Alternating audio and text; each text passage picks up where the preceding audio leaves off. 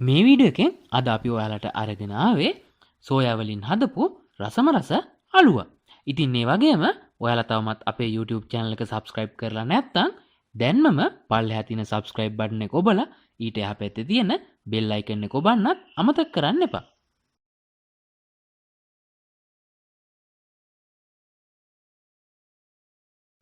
මේ අලුව එක හදන්න අද අපි අරගෙන තියෙනවා සෝයා ඇට ග්‍රෑම් 100යි, මුං ඇට ග්‍රෑම් 100යි, වේලාගත් ඉතුරුම්බත් ග්‍රෑම් 100යි. මේ අමුද්‍රව්‍ය තුනම කබලේ බෙදලා අරගන්න. ඊට පස්සේ එකට දාලා බ්ලෙන්ඩර් එකෙන් හොඳට කුඩු කරගන්න. මේ තියෙන්නේ කුඩු කරගත්තට පස්සේ අපේ පිටි මිශ්‍රණය. දැන් මේ පිටි මිශ්‍රණයෙන් ස්වල්පයක් අරන් අපි අලුව තුනී කරන තැටියට මේ විදියට යන්න. ඊට පස්සේ තව මේ සැහැඳි දෙක තුනක් ඉතුරු කරලා තියාගන්න.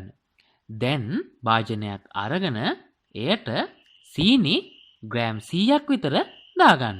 ඊට පස්සේ ලුණු තේ හැඳි භාගයක් විතර දාන්න. ඊට පස්සේ මේ විදිහට සීනි වල ප්‍රමාණයට වතුර එකතු කරලා ලිපේ තියන්න.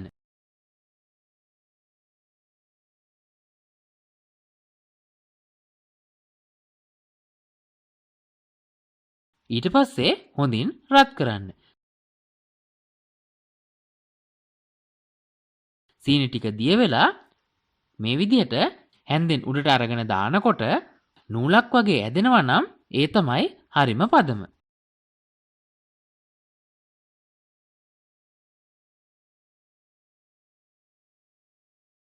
ඊට පස්සේ අපි කලින් සාදාගත් පිටි මිශ්‍රණය මෙයට එකතු කරන්න. එකතු කරලා මේ විදිහට හොඳින් කලවම් කරන්න.